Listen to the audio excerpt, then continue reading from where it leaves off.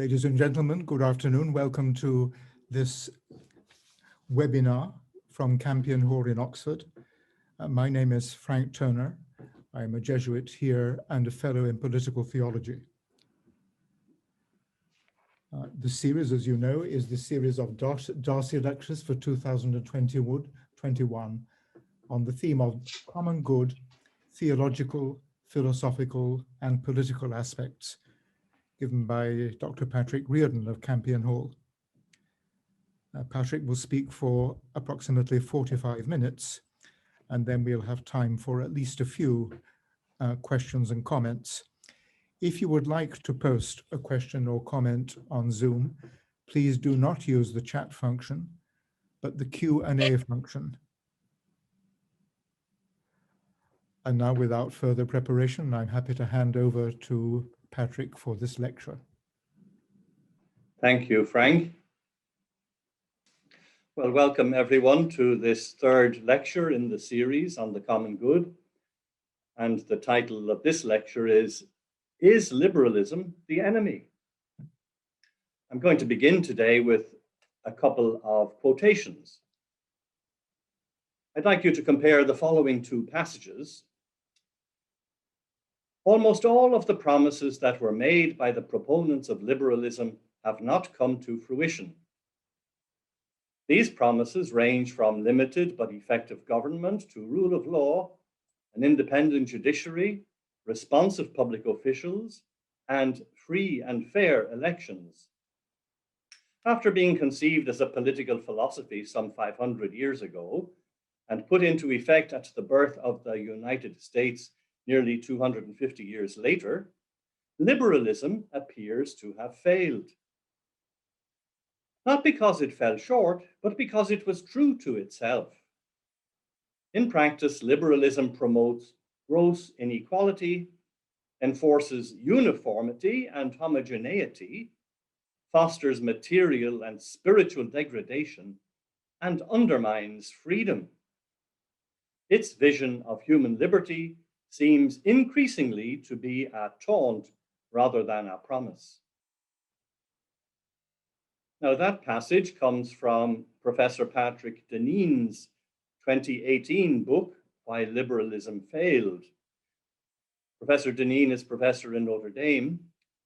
Actually, we shared a platform at a conference in Trinity College in 2016 on the role of the church in a pluralist society.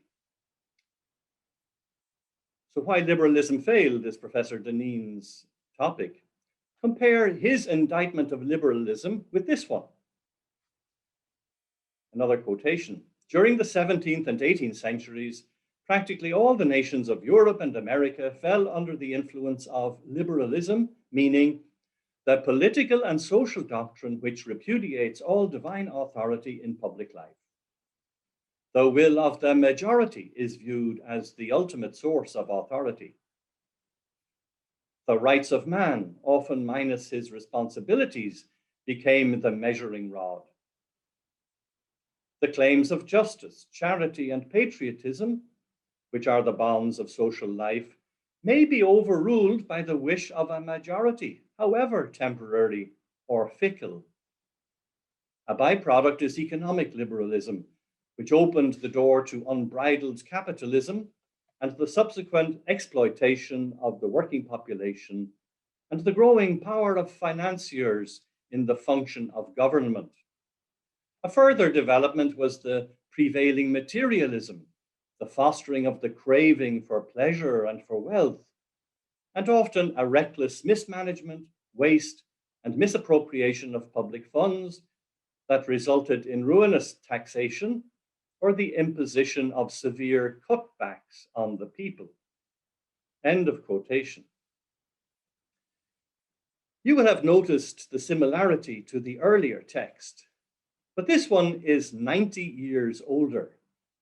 Allow me to introduce you to its author, an Irish Jesuit, Father Edward Cahill. You will not be surprised to learn from his indictment of liberalism and his fear of unbridled capitalism that he was a great fan of Pope Pius XI.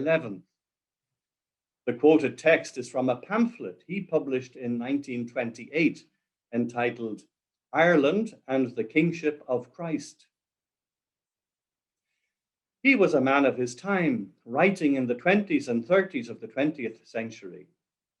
He founded a movement of Catholic action with a view to influencing the quality of public, cultural, and economic life then being shaped in the newly independent country. This movement was given the name An Riogacht, meaning the kingship mentioned in the pamphlet's title. Cahill was convinced that Catholic thought provided a distinctive sociology that could be the basis of political life. He produced a book with the revealing title, Framework for a Christian State in 1932. This brought together his ideas that he had published in various religious journals in the years between 1924 and 1930, and that he had presented to the membership of his Catholic lay movement. Friendly with Eamon de Valera, the Irish Taoiseach, the Prime Minister, he sent his framework book to him and engaged in extended correspondence with him during those years of the 1930s when de Valera was drafting a new constitution for Ireland that was eventually adopted in 1937. Cahill's efforts to influence de Valera were not successful. The Taoiseach himself, in advocating a support for the new constitution by praising it as a Christian democratic, pointed to its explicit defense of the freedom of will and of conscience. In December 1937, he announced on radio that the chief significance of the new constitution was that it bears on its face, from the first words of the preamble to the dedication at its close, the character of the public law of a great Christian democracy. In invoking this label of Christian democracy, de Valera was associating his constitution with ideas gaining currency in Europe, and in particular associated with the thought of Marc Saulnier, a French Catholic politician with whom de Valera had collaborated. While claiming to be Christian, the Constitution was not as Catholic as some, including Cardinal Pacelli, later Pius XII, the Vatican Secretary of State, would have wished. Invited to comment on the Constitution, he declined to give his approval, since the Constitution did not acknowledge the Catholic Church as the one true Church of Christ. But the Cardinal also promised not to interfere to attempt to prevent its adoption. I'm fairly sure Father Cahill would have preferred, as the Cardinal did, but he was disappointed by the eventual text. Christian democratic, perhaps, but certainly not the kingship of Christ in a theocratic state. Pius XI was outspoken in his condemnation of liberalism. Yes, this included the political liberalism that Cahill also rejected, with its connection to unbridled capitalism. One should not try to water down the extent of his critique of political and economic liberalism in Quadragesimo Anno of 1931, celebrating 40 years since the publication of Pope Leo XIII's Rerum Novarum. Liberalism for Pius XI was closely linked to modernism, and that was seen as a great threat to the identity and mission of the Catholic Church. It threatened to undermine authority as rooted in an objective order. Cahill's text cited above summarized the Pope's anxieties, that the will of the majority becomes the ultimate source of authority, that the rights of man become the moral standard, ignoring responsibilities. The supposed duty of the state to safeguard religion and morality, to suppress public incentives to vice, is denied in the name of freedom. In the economic sphere, the desired freedom on the one hand encourages materialism, the craving for pleasure and for wealth, and on the other hand, permits the exploitation of workers. In this lecture, my interest is primarily in the political, social, and economic connotations of liberalism, but in Pius XI's mind, these could not be separated from the theological problems that he saw arising from the adoption of new freedoms by Catholic theologians as they investigated the tradition with the aid of updated methods in hermeneutics and the human sciences. While we concentrate here on the political, the theological context should not be forgotten.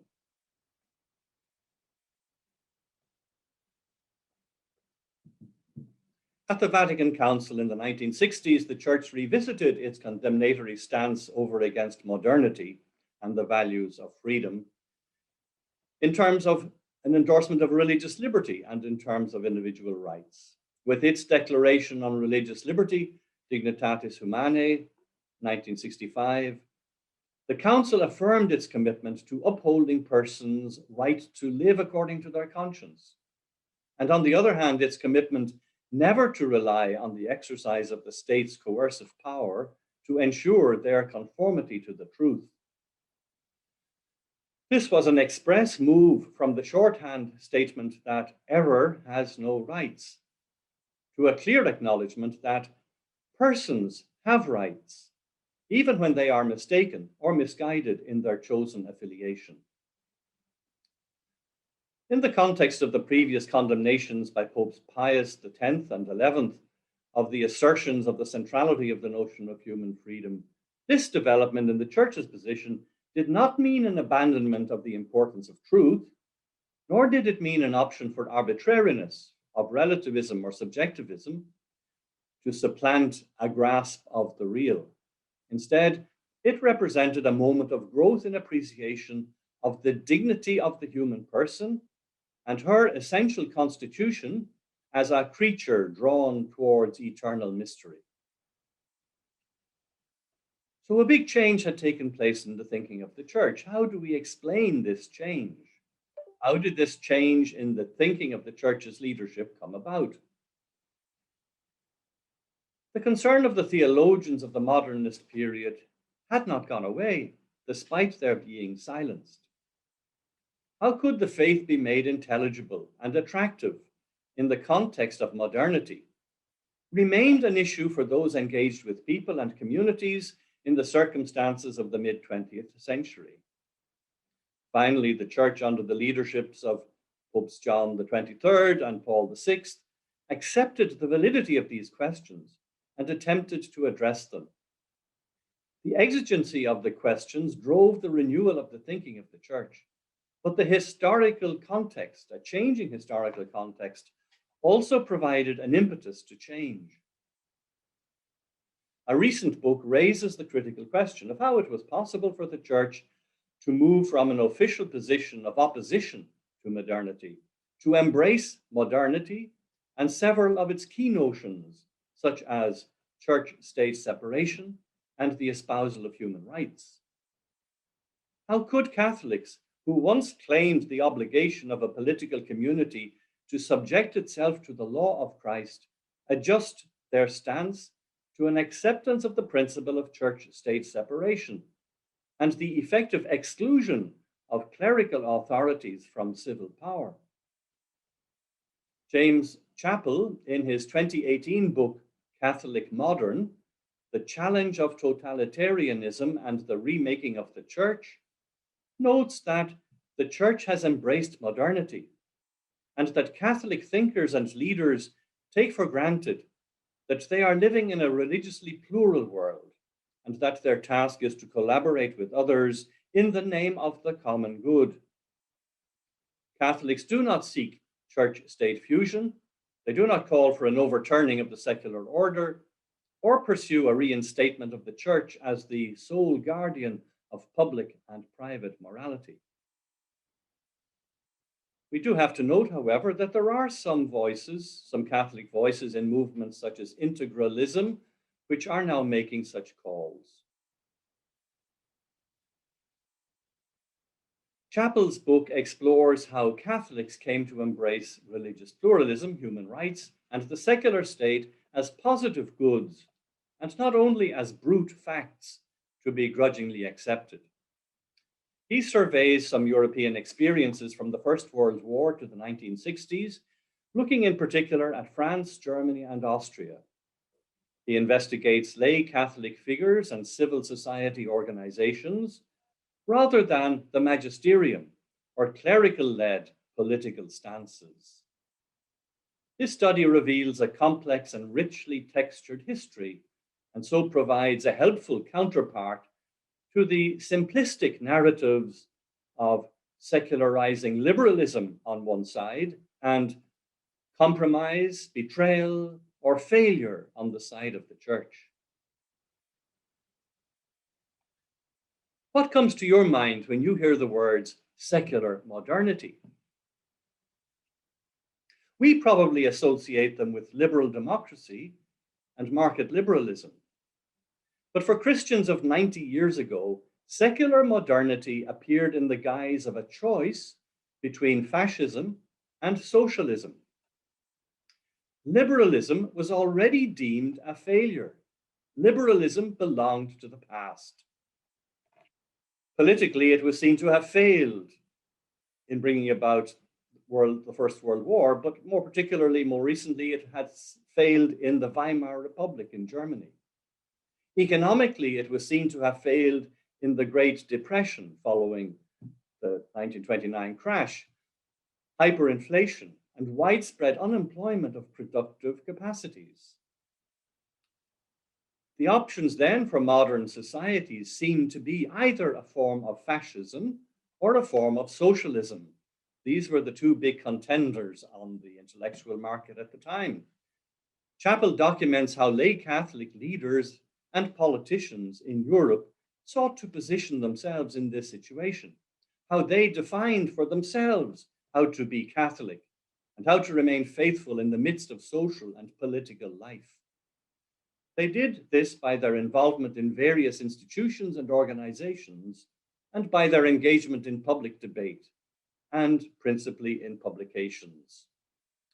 Chappell's thesis is that the Church's anti-modernism from the 19th century seemed plausible following the horrors of the First World War, which was seen as the direct outcome of liberal modernity. It was commonly assumed that liberal democracy had no future, and that the Church would have to deal with a form of rule characterized by either fascism or socialism. Catholics were inclined in both directions, but common to both paths was an acceptance of modernity. So Catholics were inclined in both directions, to favor fascism or to favor socialism. But in both cases, Chappell's thesis is we find the Catholic lay people and movements and organizations adapting to and accepting modernity.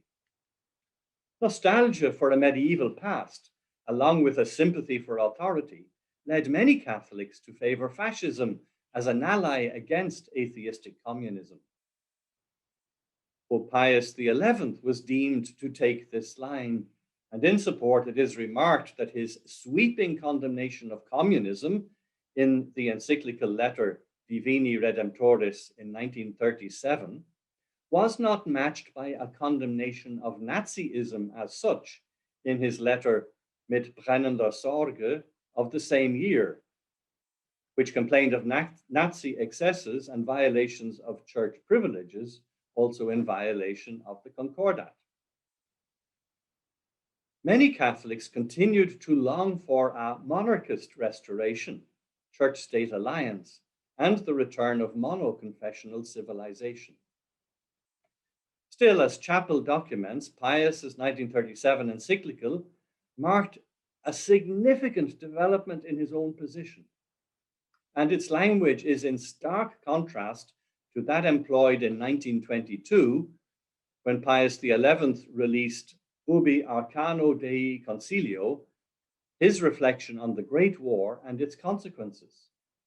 This earlier encyclical was a traditional one, calling on states to publicly recognize that their power derived from God, and to accept that only the Church is able to set both public and private life on the road to righteousness.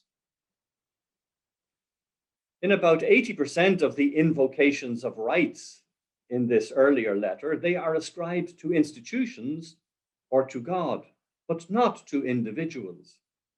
In his anti-communist encyclical Divini Redemptoris 15 years later, about 80% of the invocations of rights referred to the individual as their bearer. The encyclical, meanwhile, said nothing at all about the state's duty to recognize God as the source of its authority. There was a significant change in tone and content in Catholic thought, both papal and lay, with regard to the political aspects of modernity. From a condemnation of liberalism with its emphasis on freedoms and individuals' rights and limitations of authority, we find a more nuanced acknowledgement of these goods.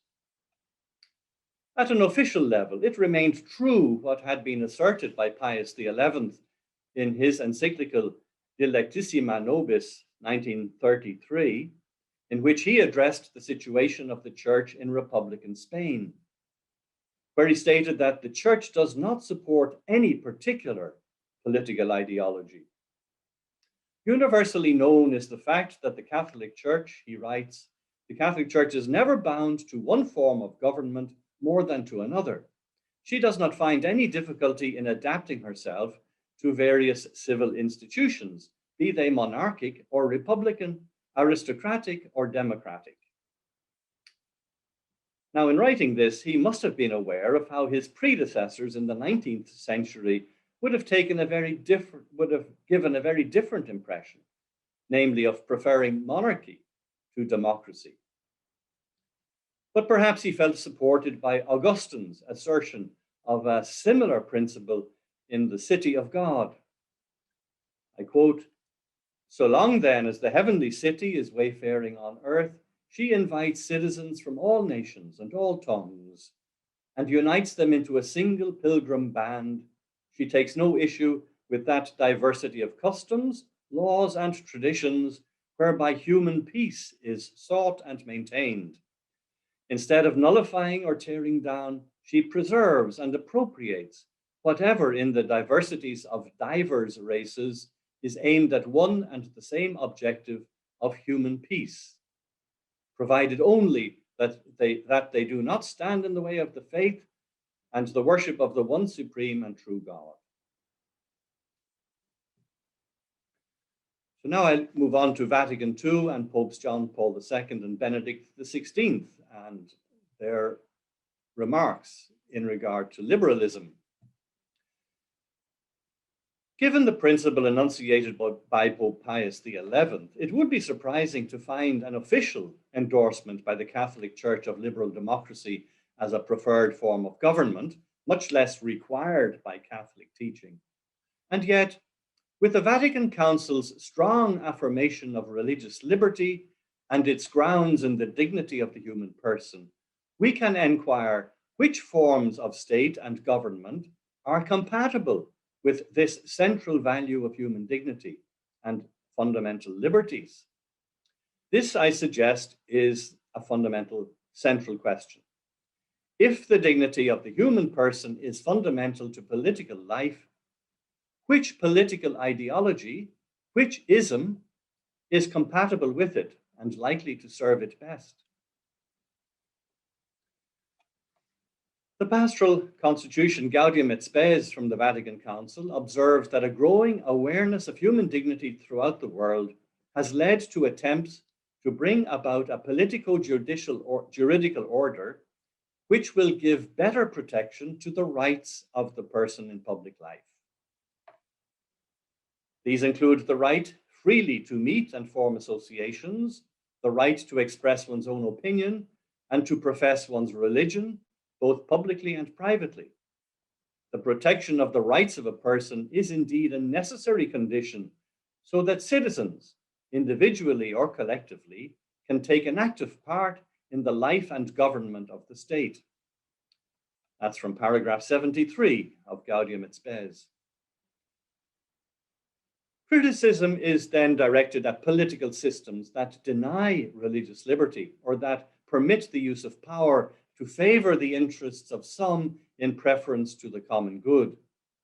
The service of the common good is said to be the purpose of the political community.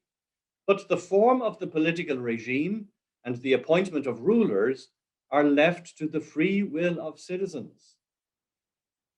That's paragraph 74. Having located the priority of human persons' dignity and the free choice of citizens as determinant of form of state, the Constitution goes on to consider the relationship between church and state. And here, 3 points are made. The first point is a distinction between the two, between church and state, and between what persons do as citizens and what they do as members of the church. The second point is to affirm a clear separation between church and state. In making this point, the role of the church is said to be both a sign and a safeguard of the transcendent character of the human person. The dignity of the human person is the bond between church and state, since, and this is the third point, the Constitution affirms that while the church and the political community in their own fields are autonomous and independent from each other, yet both are devoted to the personal and social vocations of the same persons.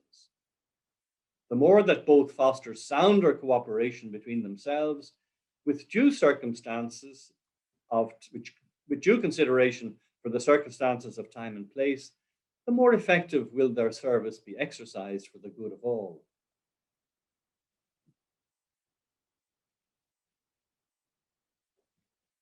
These passages underline the importance of the complexity of the notion of common good.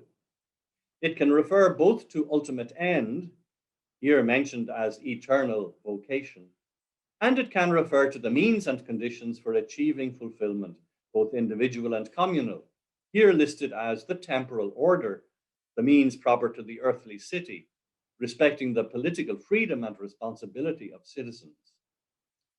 The church commits to contributing to the latter, but promises not to interfere, except where she deems it necessary to pass moral judgment in those matters which regard public order, when the fundamental rights of a person or the salvation of souls require it. Presenting herself at the beginning of this passage as a sign and safeguard of the transcendent character of the human person, she here commits to standing up for persons when their rights are being violated. We ought not downplay the extent of this transformation in the political thought of the church. The highest value at stake in politics is here said to be the dignity of the human person. This dignity is spoken of as transcendent. In the earlier chapter of the Constitution, it was explained in terms of the divine image, underlining that there is something wondrous and mysterious about persons. The dignity of human intellect in the orientation to truth, of human freedom in the orientation to what is good, and the dignity of conscience are presented as key elements of human dignity. The notion of human freedom invoked here is far from the autonomy that denies any constraints except those freely adopted.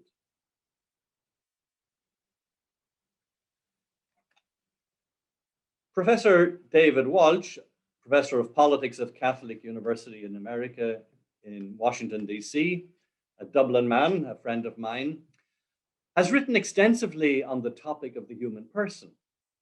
But more significantly for my purposes here, he has stressed the enormous intellectual contribution of Pope Benedict's papacy. Benedict has taken forward his predecessor, John Paul II's interest in the acting subject, the person as moral agent, and has elaborated the dignity of the person as the mysterious reality at the heart of cultural and political life. The thrust of David Walsh's recent books is to establish the link between what is proclaimed by Pope Benedict and Catholic teaching since the Council, on the one hand, and the emergent tradition of liberal political philosophy on the other. In his 1997 book, The Growth of the Liberal Soul, Walsh observes that the Catholic Church in the Second Vatican Council emphatically sided with the liberal freedom of religion as taking precedence over all authoritarian arrangements, and thus sided with the liberal primacy of emphasis on individual self-determination as the sine qua non for the reception of all truth. Note here how freedom and truth are paired. Walsh takes this theme forward in his later books, and in his most recent one, he links his analysis of the liberal highlighting of the self-responsible liberty of the human person with what Pope Benedict has made a keynote of his pontificate. Walsh interprets the papacy of Benedict XVI in terms of this transcendent dignity of the person. He sees it at the heart of the movement of new evangelization initiated by the Pope. Benedict strove for a new encounter between church and the world, convinced that the church must meet the modern world where it is, and at the same time open itself to the vulnerability of rejection. Walsh believes that the intellectual achievement of this papacy has scarcely been noticed, a working out of what the more personalist emphasis, as begun by John Paul II, would mean for the way Christianity understands itself in the heart of the secular world.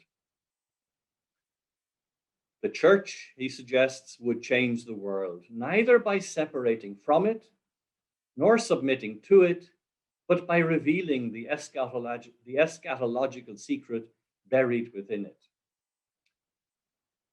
So I'll just read that sentence again, because it is, I think, very telling. The church would change the world, neither by separating from it, nor submitting to it, but by revealing the eschatological secret buried within it. This highlights what I'm calling the other Benedict option. The encounter between the then Cardinal Joseph Ratzinger and German philosopher-sociologist Jürgen Habermas is significant for understanding Benedict's undertaking. In their conversation, they agreed that the secular world, which must be understood in its own terms, has difficulty in finding the spiritual resources for its own survival. To identify and formulate these resources is the challenge accepted by Joseph Ratzinger. As Pope Benedict then, he always spoke up for religious liberty, seeing it as a gateway into the whole regime of rights. In the case of religious liberty, the human rights discourse says more than it can say. Benedict, of course, wanted to protect believers from persecution, but he also wanted to establish the primacy of religious liberty within the order of rights. Accommodating this right to freedom of religion is acknowledging the transcendent destiny of the human person. And that is the sought for spiritual resource that Benedict proposes. In drawing attention to the convergence of modern philosophy and the theological development of the discourse of rights, Walsh notes the need for humility on the part of the church. It is enough that the church came eventually to recognize the assertion of human rights as coincident with its own deepest intuition of the person, but some admission of the lateness of her acknowledgement would be appropriate, Walsh suggests. So in this final section of my lecture, I want to look at what Pope Benedict himself says and does. Freedom, properly understood, is his constant theme, and religious liberty is a key value in his speeches as well as in his writings. He has used his public speeches before audiences of diplomats and politicians to reinforce this message. It is noticeable how his stance is very much in contrast with the stance of those who see in liberalism and in contemporary democratic regimes and pluralist societies only enemies of the common good. The following 5 points reinforce what I am claiming to be the position of the Catholic Church, which I believe is misrepresented by some who claim to speak for her. So the first point, there are 5 points to be made here. The first one, Benedict acknowledges the ambiguity in the notion of the common good as referring both to ultimate ends of human fulfillment and to the means and conditions for achieving those ultimate ends. When addressing the United Nations General Assembly in New York on April the 18th, 2008, Benedict noted the distinction between levels of common good. The goods pursued by the United Nations, as expressed in its founding principles, the desire for peace, the quest for justice, respect for the dignity of the person, humanitarian cooperation and assistance. These goods are said to represent a fundamental part of the common good, but they do not coincide with the total common good of the human family. Benedict sees the connection between the rules and structures of international relations as intrinsically ordered to promote the common good and therefore to safeguard human freedom.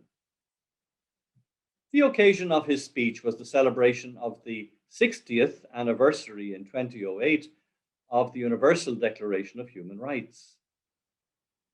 He stressed that the securing of human rights is a core element of the common good and a critical instrument for achieving the end of human flourishing.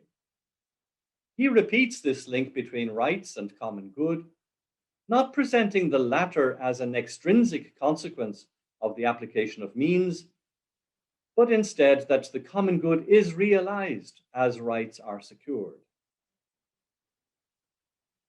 The second point, Pope Benedict XVI recognizes the assemblies that he addresses as partners with the Catholic Church in serving the interests of human persons in their various nationalities and organizations. In 2008, Benedict addressed the General Assembly with a marked self-assurance that he is entitled to be present as representing the Church, that is, partner with states and with the United Nations. He asserts that the Holy See has always had a place at the assemblies of the nations, thereby manifesting its specific character as an actor in the international domain. Collaborating in making international law, the Vatican sees itself also as subject to that law and acting in conformity with it. He explains the purpose of his presence as demonstrating the willingness of the Catholic Church to offer her proper contribution to building international relations in a way that allows every person and every people to feel that they can make a difference. Before British parliamentarians and diplomats in London in 2010, he highlighted the parallels between the common law tradition and its respect for human freedom and the tradition of Catholic social teaching, which upholds the same values but in a different language, expressing an overriding concern to safeguard the unique dignity of every human person, created in the image and likeness of God. The third point, in highlighting the interests of persons, the Pope concentrates on the promotion and protection of human rights and pays particular attention to the rights to religious liberty. The narrative of the production of the Universal Declaration of Human Rights is similar to that told in the Vatican Council's Gaudium et Spes that I cited above. It is about the discovery of the importance and centrality of the human person and the relativization of political structures and institutions to serving the good of persons. No doubt few of the attendees at the assembly would spontaneously tell the story this way, but this is the Pope's perspective, consistent with the Council. The declaration, he said, was the outcome of a convergence of different religious and cultural traditions, all of them motivated by the common desire to place the human person at the heart of institutions, laws, and the workings of society, and to consider the human person essential for the world of culture, religion, and science. Throughout, he repeats the emphasis on dignity of persons, for which the institutional arrangements upholding human rights are safeguards. He counters the invocation of cultural pluralism to insist that human persons everywhere are endowed with dignity. This is not just a Western value for the protection of Western citizens. He always gives special attention to religious liberty, since the neglect of this dimension of the human person is a denial of human dignity. Speaking in Westminster Hall in 2010, Benedict praised the British parliamentary tradition for the values it has upheld and the influence it has had throughout the world in communicating those values. He maintained that Britain has emerged as a pluralist democracy, which places great value on freedom of speech, freedom of political affiliation, and respect for the rule of law, with a strong sense of the individual's rights and duties, and of the equality of all citizens before the law. He went on to say, while couched in different language, Catholic social teaching has much in common with this approach in its overriding concern to safeguard the unique dignity of every human person, created in the image and likeness of God, and in its emphasis on the duty of civil authority to foster the common good. The fourth point. Pope Benedict always raises the question of the ethical grounding of the demands of human rights and notes the limitation of a purely legal process in their promotion. The social and philosophical explorations needed to pursue an adequate grounding is an opportunity for an engagement between reason and faith. He denies the possibility that faith can replace reason, or that the grounding of rights can be solely located in an act of faith. Relying on the Universal Declaration of Human Rights as the authoritative statement, Benedict doesn't have to argue in defense of it, and he wisely avoids opening up the fraught debate about the grounds of rights. But he does not shy away from making his usual points consistent with the Council about the common origin of the person, who remains the high point of God's creative design for the world and for history. He appeals to human nature without mentioning it, by referring to the law written on the human heart and common to all cultures. What is this law, if not the golden rule? Do not do to others what you would not wish done to you. The recognition of the transcendent value of every man and woman can ground, he believes, a commitment to resist violence, terrorism, and war, and to promote justice and peace. More than in New York in 2008, in London in 2010, Benedict highlighted this question of the ethical foundation of politics. Where is the ethical foundation for political choices to be found, he asked. His answer, the Catholic tradition maintains that the objective norms governing right action are accessible to reason, prescinding from the content of revelation. He went on to discuss the contribution of religion to this search for ethical foundations, insisting that religion cannot offer norms not otherwise available to non-believers, nor does it claim to have unique solutions to serious problems. Note the implication of this. The Church's invocation of the common good in relation to public issues is not an appeal to a norm not otherwise knowable, nor is it a claim that some solution is derivable from her teaching on the common good. Benedict speaks of the corrective role of religion, admitting that it is not always welcome because of sectarianism and fundamentalism, distorted forms of religion that are themselves sources of social problems. But these distortions point to religion's need for the corrective influence of reason, He speaks of a two-way process. Many will spontaneously agree that religion needs the help of reason, but may not admit so quickly that there is a reciprocal need on the part of secular rationality. Benedict gave examples. Without the corrective supplied by religion, though, reason too can fall prey to distortions, as when it is manipulated by ideology or applied in a partial way that fails to take full account of the dignity of the human person. Such misuse of reason, after all, was what gave rise to the slave trade in the first place, and to many other social evils, not least the totalitarian ideologies of the 20th century. So Benedict proposed that the world of reason and the world of faith, the world of secular rationality and the world of religious belief need one another and should not be afraid to enter into a profound and ongoing dialogue for the good of our civilization. The fifth point, Benedict, like the popes from the 20th century, has used his platforms to point to the failures, weaknesses, and excesses of the institutions he addresses. But unlike those predecessors who condemned modernism and liberalism, his critique is couched in an attitude of willingness to cooperate and to facilitate the improvement of those institutions.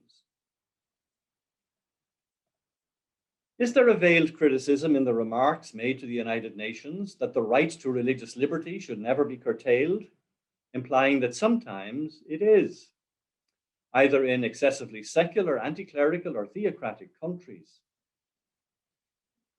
It should never be necessary to deny God in order to enjoy one's rights. The rights associated with religion are all the more in need of protection if they are considered to clash with a prevailing secular ideology or with majority religious positions of an exclusive nature. There is perhaps another veiled criticism when he considers the problems associated with the proliferation of rights. With national legislatures responsible for establishing rights, the danger remains that in some cases, regimes are sustained that undermine the dignity and rights of persons. Here, obviously, he is caught in the tension between an aspirational moral vision of rights and the practical implementation that is in the hands of those who hold power to make law. And now to my conclusion. This brief review of the present public stance of the Church in relation to religious liberty, the transcendent dignity of the human person, the relativization of the purpose of politics to serving the common good, understood in terms of human rights and dignity, should serve as a corrective to those views which attempt to claim the banner of common good for the rejection of liberalism. Liberalism as a doctrine for government predicated on the centrality of human freedom is not the enemy of the common good. Following on the Vatican Council's strong affirmation of religious liberty and its grounds in the dignity of the human person, we can inquire which forms of state and government are compatible with this central value of human dignity and fundamental liberties. And this is the key question that I mentioned already. If the dignity of the human person is fundamental to political life, which political ideology, which ism is compatible with it and likely to serve it best? Perhaps the announcement of the failure of liberalism in this century will prove to be as premature as that voiced a century earlier. Similarly, this other Benedict option will prove to be the most fruitful Christian stance. As Walsh formulated it, the Church hopes to change the world, neither by separating from it nor submitting to it, but by revealing the eschatological secret buried within it. Next week, we will face head-on the issue of conflict and its relation to common goods. Thank you for your attention.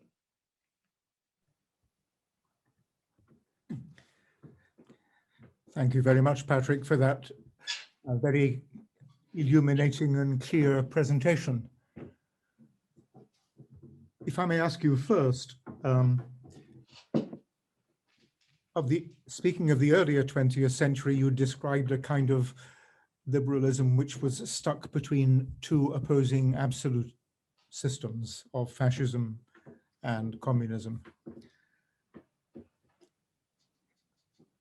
Could it be true to say that liberalism is still in something like that position in the face, for example, of politicians who openly advocate an illiberal democracy, like Mr. Orban, or countries that claim to be democratic but deny citizens' rights in many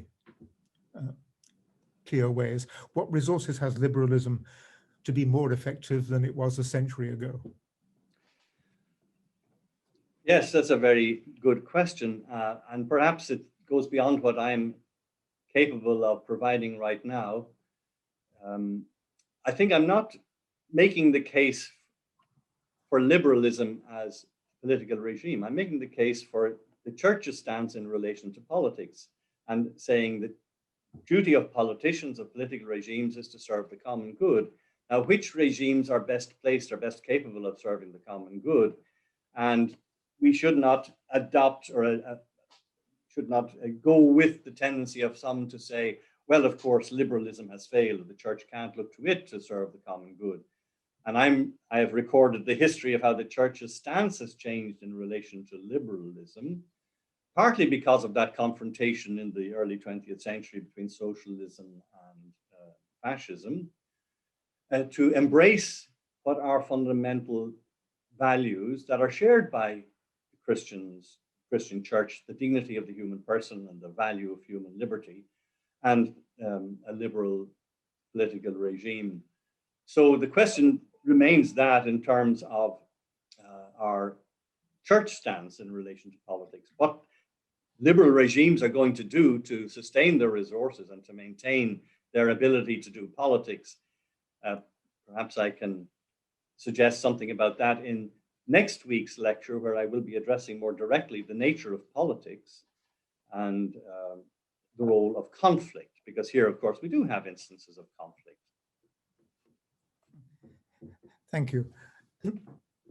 I have quite a long question here from one participant, Patrick Nogoy. I'll try and summarize the pith of it. He talks about two approaches to liberalism. One is primarily concerned with preventing undue interference in people's choices, religious, political. And on the other hand, the scope, the promotion of pluralism as supporting a positive search for freedom and truth. So a relatively positive and a relatively negative approach. Can liberalism, or must it, embrace both the negative and the positive? Is that fairly clear in the formulation? I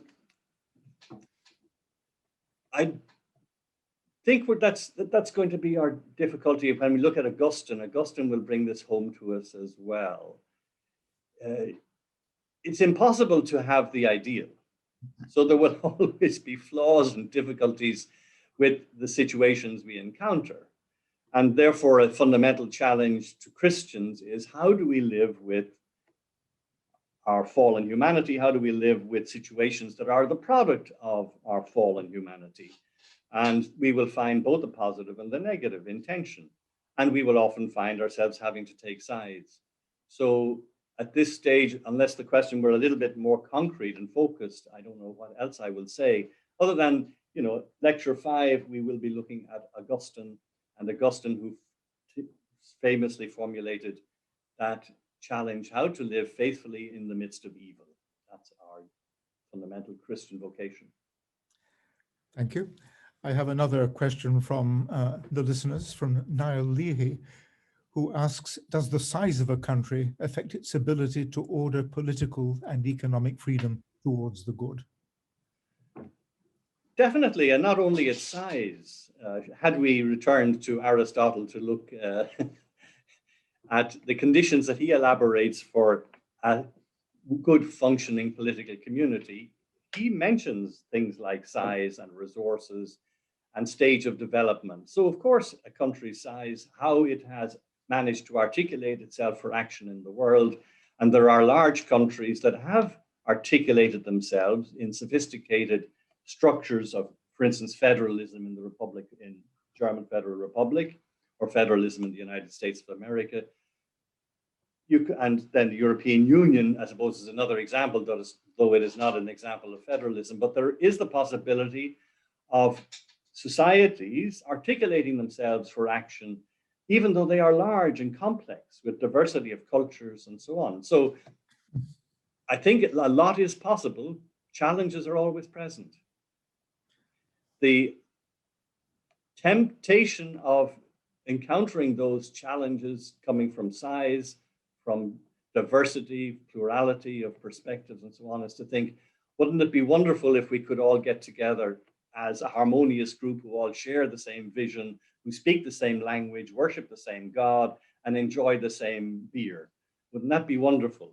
And that temptation of finding that South Sea island where we could be idyllic is always present. Poor old Jean-Jacques Rousseau had to defend his discussion of the noble savage by reminding people that he was never advocating that kind of resort to the romantic idyll. He said, we have become socialized. We have become the social political beings we are because of our history. We don't go back. We can never revert to being happy primitives. We must live with the reality that has made us and find a way of improving it. Thank you. If I may ask a question of my own. You've stopped your account for the moment at Benedict XVI. In Fratelli Tutti, Francis has a whole section on a healthy political life, but he contrasts both a healthy popularism and a negative populism, nationalism, and he also contrasts an unhealthy liberalism and a healthy liberalism. So the unhealthy liberalism, I think, is more like neoliberalism. It's where it becomes individualism, where freedom becomes the value which overrides all other values, which includes the freedom of the powerful to be not accountable.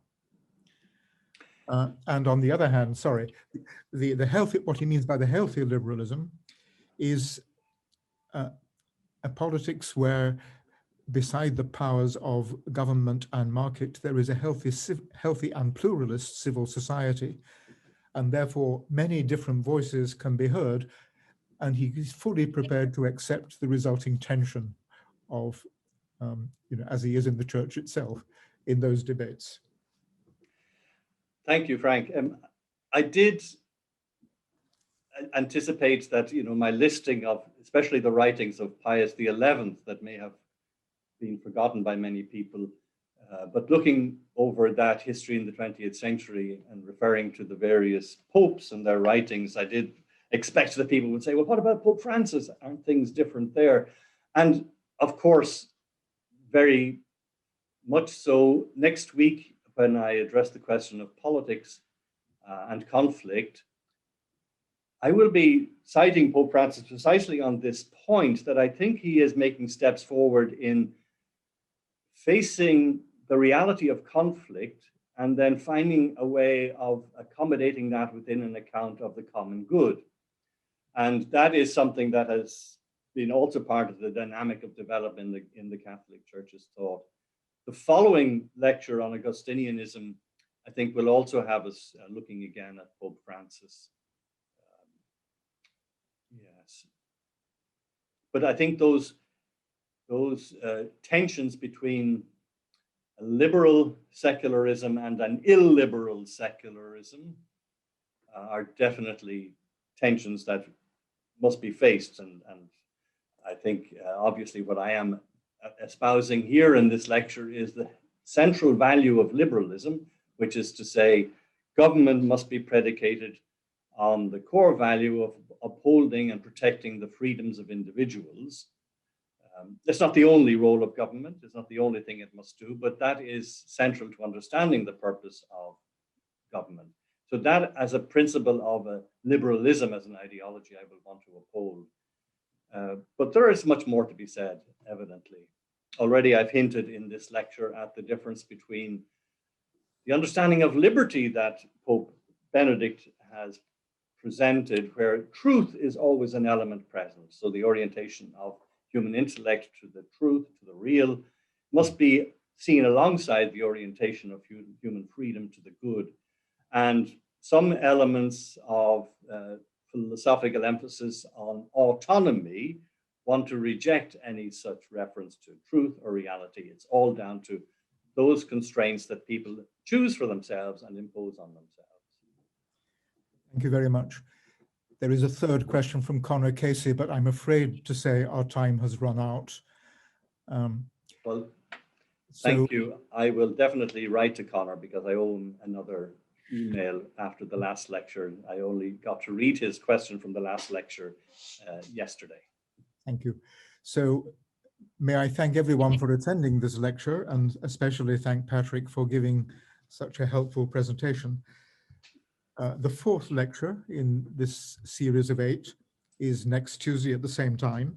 As Patrick mentioned, the title will be The Role of Conflict in a Political Account of the Common Good.